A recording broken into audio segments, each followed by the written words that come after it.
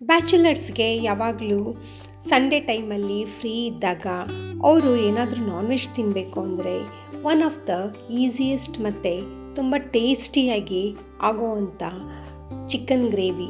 ಎಲ್ರಿಗೂ ನಮಸ್ಕಾರ. ನಮ್ಮನೆ ಅಡುಗೆ ಚಾನಲ್ಗೆ ನಿಮ್ಮೆಲ್ರಿಗೂ ಸ್ವಾಗತ.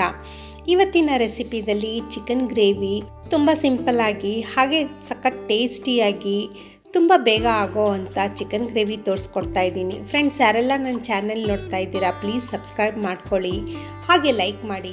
ಇದನ್ನು ಮಾಡೋದಕ್ಕೆ ಒಂದು ಕಡಾಯಿ ತಗೊಂಡು ಅದಕ್ಕೆ 3-4 ಟೇಬಲ್ ಸ್ಪೂನು ಎಣ್ಣೆ, ಹಾಗೆ ಒಂದು ಮೀಡಿಯಮ್ ಸೈಜ್ ಈರುಳ್ಳಿ ಮೀಡಿಯಮಾಗಿ ಕಟ್ ಮಾಡಿಕೊಂಡು ಅದು ಹಾಕಿಬಿಟ್ಟು ಸ್ವಲ್ಪ ಗೋಲ್ಡನ್ ಬ್ರೌನ್ ಆಗೋ ಥರ ಫ್ರೈ ಮಾಡ್ಕೊಳ್ಳಿ. ಮತ್ತು ಇಲ್ಲಿ ನಾನು 200 ಗ್ರಾಮ್ಸು ಸ್ಕಿನ್ ಔಟ್ ಚಿಕನ್ ತೊಗೊಂಡಿದ್ದೀನಿ. ಇದನ್ನು ಒಗ್ಗರಣೆಗೆ ಹಾಕಿಬಿಟ್ಟು ನೀಟಾಗಿ ಫ್ರೈ ಮಾಡ್ಕೊಳ್ಳಿ. ಅದರಲ್ಲಿರೋ ಹಸಿ ನೀರೆಲ್ಲ ಇಂಗೋ ಥರ ಫ್ರೈ ಮಾಡ್ಕೊಳ್ಳಿ. ನಂತರ ಒಂದು 1/4 ಟೇಬಲ್ ಸ್ಪೂನು ಅರಿಶಿನ, ಸ್ವಲ್ಪ ಖಾರದ ಪುಡಿ ನೋಡ್ಕೊಂಡು ಹಾಕ್ಕೊಳ್ಳಿ. ನಂತರ ರುಚಿಗೆ ತಕ್ಕಷ್ಟು ಉಪ್ಪು, ಒಂದು ಸಣ್ಣ ಸ್ಪೂನಲ್ಲಿ ಧನಿಯಾ ಪುಡಿ ಹಾಕಿ. ಧನಿಯಾ ಪುಡಿ ಸ್ಕಿಪ್ ಮಾಡಿಬಿಡಿ, ತುಂಬ ಒಳ್ಳೆ ಟೇಸ್ಟ್ ಕೊಡುತ್ತೆ. ಎಲ್ಲ ಪದಾರ್ಥಗಳು ಹಾಕಿಬಿಟ್ಟು ನೀಟಾಗಿ ಒಂದು ಸತಿ ಒಗ್ಗರಣೆಯಲ್ಲಿ ಹೊಂದ್ಕೊಳ್ಳೋ ಥರ ಮಿಕ್ಸ್ ಮಾಡ್ಕೊಳ್ಳಿ. ಮಿಕ್ಸ್ ಮಾಡ್ಕೊಂಡಾದಮೇಲೆ ಒಂದು ಸ್ವಲ್ಪ ಲಿಡ್ ಮುಚ್ಚಿಟ್ಟು ಲೋ ಫ್ಲೇಮಲ್ಲಿ 10 ನಿಮಿಷ ಬೇಯಿಸಿ. ನಂತರ ಸಿಂಪಲ್ಲಾಗಿ ಒಂದು ಮಸಾಲೆ ರುಬ್ಕೊಳ್ಳೋದಕ್ಕೆ ಒಂದು ಮಿಕ್ಸಿ ಜಾರ್ ತಗೊಂಡು ಅದಕ್ಕೆ 3 ಲವಂಗ, ಸ್ವಲ್ಪ ಚಕ್ಕೆ, 1 ಇಂಚಷ್ಟು ಶುಂಠಿ, 7-8 ಎಸ್ಲು ಬೆಳ್ಳುಳ್ಳಿ, 5 ಹಸಿಮೆಣಸಿನ್ಕಾಯಿ ಸಣ್ಣಗೆ ಉದ್ದಕ್ಕೆ ಹೆಚ್ಕೊಂಡು ಬಿಟ್ಟು ಮಿಕ್ಸಿ ಜಾರಿಗೆ, ಹಾಗೆ ಸ್ವಲ್ಪ ಈರುಳ್ಳಿ, ಇಲ್ಲಿ ಒಂದು ಚಿಕ್ಕ ಬೌಲಲ್ಲಿ ಒಂದು ಸ್ವಲ್ಪ ಕಾಯಿ ತುರಿ ಹಾಕಿ. ನಂತರ 2 ಮೀಡಿಯಮ್ ಸೈಜು ಈರುಳ್ಳಿ, ಸ್ವಲ್ಪ ಕೊತ್ತಂಬರಿ, ಆಮೇಲೆ 2 ಟೊಮೆಟೊ ತೊಗೊಂಡು ಕಟ್ ಮಾಡಿಕೊಂಡು ಮಿಕ್ಸಿ ಜಾರಿಗೆ ಹಾಕಿಬಿಟ್ಟು ಫೈನ್ ಪೇಸ್ಟ್ ಮಾಡಿ ಸೈಡಿಗೆ ಎತ್ತಿಡಿ. ಸ್ವಲ್ಪ